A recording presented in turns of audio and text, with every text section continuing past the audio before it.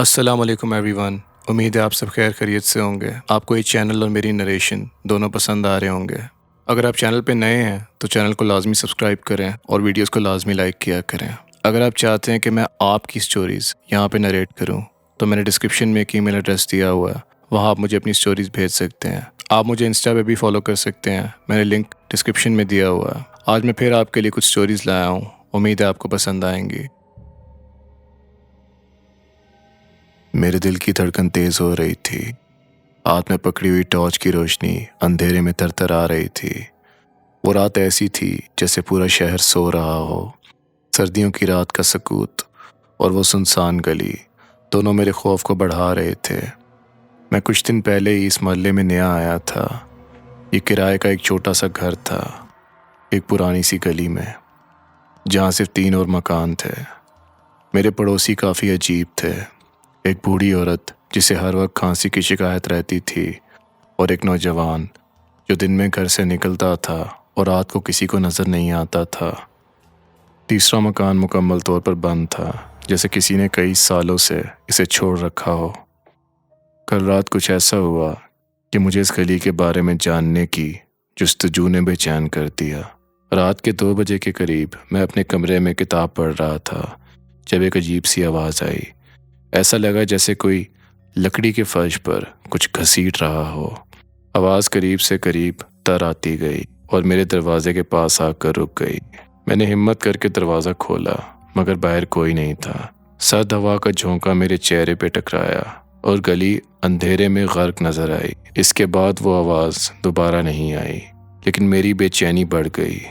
آج رات میں نے فیصلہ کیا تھا کہ اس پراسرار گلی کا راز جان کر ہی رہوں گا۔ میرے ہاتھ میں ٹارچ تھی اور میں نے خود کو کوٹ میں لپیٹا ہوا تھا۔ گلی میں خاموشی چھائی ہوئی تھی، پر ایسا لگا جیسے کوئی میری ہر حرکت کو دیکھ رہا ہو۔ میں نے پہلے بند مکان کے قریب جا کر ٹارچ کی روشنی ڈالی۔ زنگ آلود دروازے اور جالیوں سے بھری کھڑکیاں دیکھ کر ایسا محسوس ہوا جیسے مکان صدیوں سے پرانا ہو۔ جیسے ہی میں قریب پہنچا، ایک بھاری قدموں کی آواز سنائی دی۔ میں نے مڑ کر دیکھا، لیکن گلی تو خالی تھی۔ میرا دل کانپ رہا تھا، مگر میں نے ہمت نہیں ہاری۔ میں نے آہستہ سے اس مکان کے دروازے کو دھکا دیا۔ دروازہ چرچراتا ہوا کھل گیا اور اندر کا منظر دیکھ کر میرے قدم رک گئے۔ فرش پر بکھرا ہوا خون اور دیوار پر لٹکے ہوئے جالے عجیب و غریب منظر پیش کر رہے تھے۔ ایسے لگ رہا تھا جیسے یہاں کسی نے کوئی پراسرار رسم ادا کی ہو۔ اچانک مجھے کسی کے قریب آنے کا احساس ہوا۔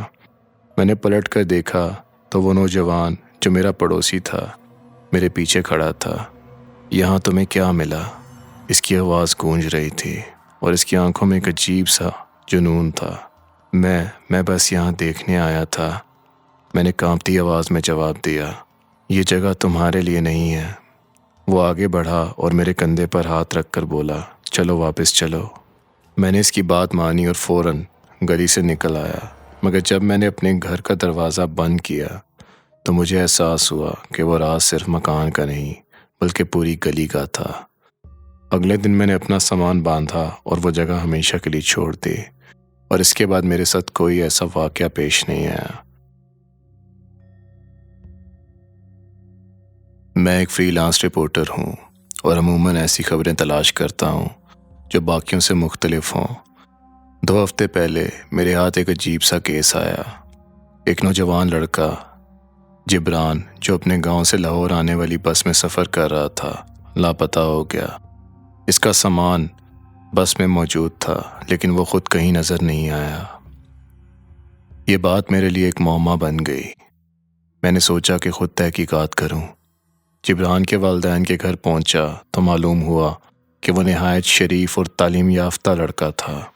ان کے مطابق جبران نے آخری بار بس کے اندر سے کال کی تھی اور کہا تھا، بابا یہاں سب ٹھیک ہے، لیکن اسے ایک عجیب سا احساس ہو رہا تھا جیسے کوئی اس کی نگرانی کر رہا ہو۔ یہ جملہ سنتے ہی میرا تجسس اور بڑھ گیا۔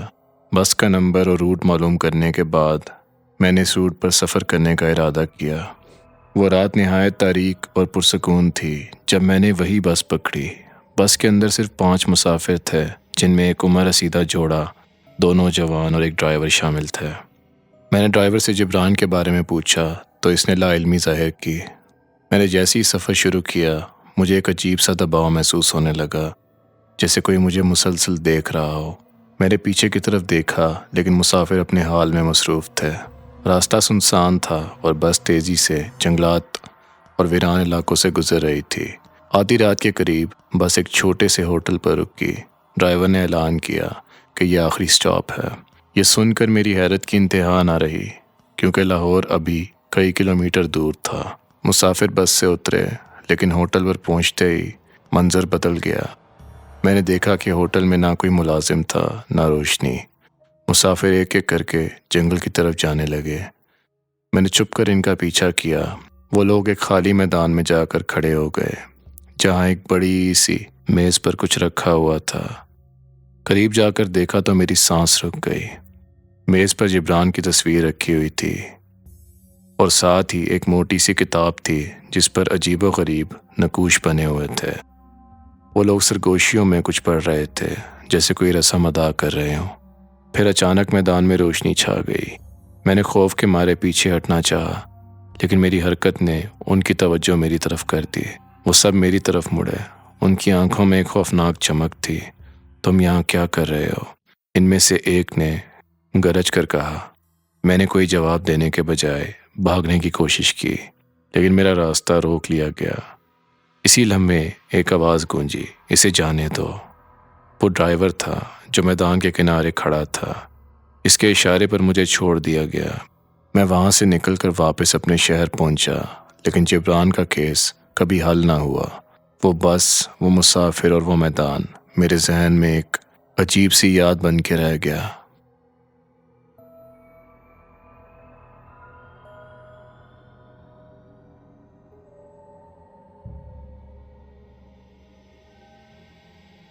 میں نے اپنی زندگی میں کبھی نہیں سوچا تھا کہ میرا سامنا کسی ایسی چیز سے ہوگا جو انسانی عقل کے دائرے سے باہر ہو۔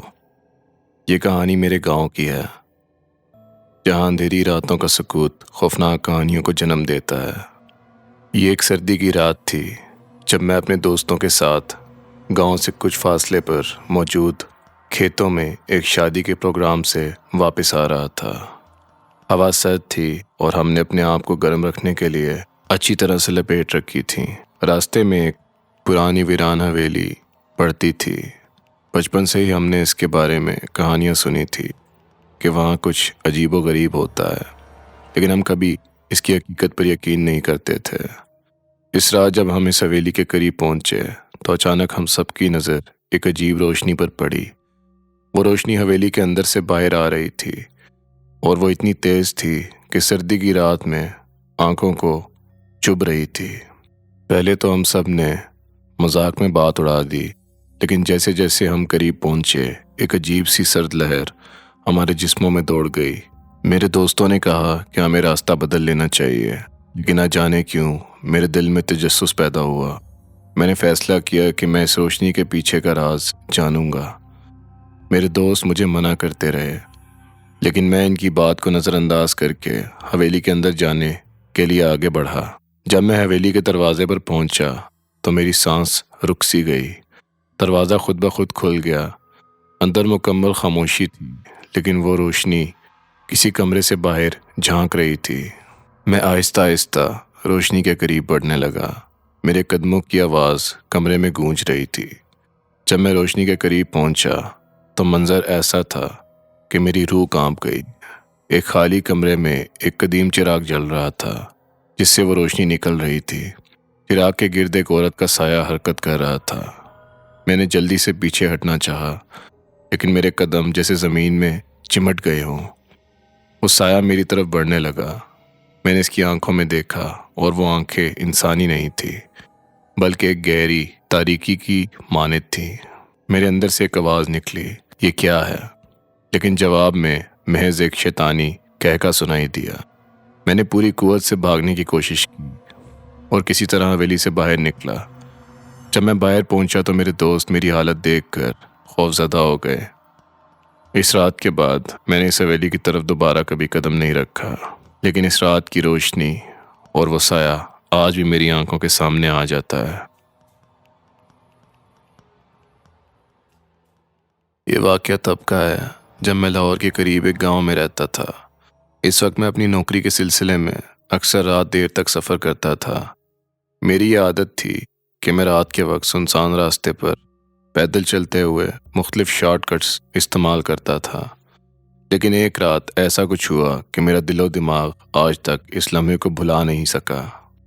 اس رات کام سے واپس آتے ہوئے مجھے دیر ہو گئی تھی۔ چاند آسمان پر تھا، لیکن اس کی روشنی دھند کی وجہ سے مدھم تھی۔ میرے قدم ایک ویران راستے کی طرف مڑ گئے جو کھیتوں کے بیچوں بیچ گزرتا تھا۔ راستے پر مکمل خاموشی تھی اور صرف میرے قدموں کی چھاپ گونج رہی تھی۔ چلتے چلتے میں نے دور سے ایک شخص کو دیکھا۔ وہ سفید لباس پہنے ہوئے تھا اور بے حد آہستہ آہستہ چل رہا تھا۔ پہلے تو میں نے سوچا کہ یہ کوئی راہگیر ہوگا، لیکن جیسے جیسے میں قریب پہنچا اس کی چال میں ایک عجیب سی غیر انسانی بات نظر آئی۔ اس کے قدم زمین سے بالکل نہیں اٹھ رہے تھے، بلکہ وہ جیسے ہوا میں تیر رہا ہو۔ میرے دل میں عجیب سا خوف پیدا ہوا، لیکن میں نے خود کو سمجھایا کہ یہ میرا وہم ہو سکتا ہے۔ میں اس شخص کے قریب پہنچا اور سلام کیا، لیکن اس نے کوئی جواب نہ دیا۔ میں نے سوچا کہ شاید وہ مجھے نظر انداز کر رہا ہے، اس لیے میں اس کے برابر ہو کر چلنے لگا۔ جب میں نے اس کے چہرے کی طرف دیکھا تو میرے پیروں کے نیچے سے زمین نکل گئی۔ اس کا چہرہ انسانی چہرہ نہیں تھا۔ اس کی آنکھیں بالکل خالی تھیں، جیسے دو گہرے غار ہوں، اور اس کے ہونٹ ہل رہے تھے لیکن آواز نہیں نکل رہی تھی۔ میں نے فوراً پیچھے ہٹنے کی کوشش کی، لیکن میرے جسم نے میرا ساتھ چھوڑ دیا۔ وہ شخص اچانک رک گیا اور پھر اس کی آنکھوں سے ایک عجیب روشنی نکلنے لگی۔ میں نے پوری قوت سے چلانا چاہا، لیکن میری آواز بند ہو گئی تھی۔ اس نے میری طرف اشارہ کیا اور ایک گہری گونجدار آواز میں کہا، یہ راستہ تمہارے لیے نہیں ہے۔ اگلے ہی لمحے وہ شخص دھند میں غائب ہو گیا۔ میں نے اپنی پوری طاقت لگا کر وہاں سے دوڑ لگا دی۔ جب میں اپنے گاؤں پہنچا تو میرے کپڑے مٹی سے اور پسینے سے شرابور تھے۔ اس رات کے بعد میں نے اس راستے پر دوبارہ قدم نہیں رکھا۔ لوگوں سے پتہ چلا کہ اس راستے پر کئی لوگ لاپتہ ہو چکے ہیں اور وہاں اکثر ایک پراسرار شخص نظر آتا ہے۔ آج بھی اس رات کی یاد میرے جسم میں سرد لہر دوڑا دیتی ہے۔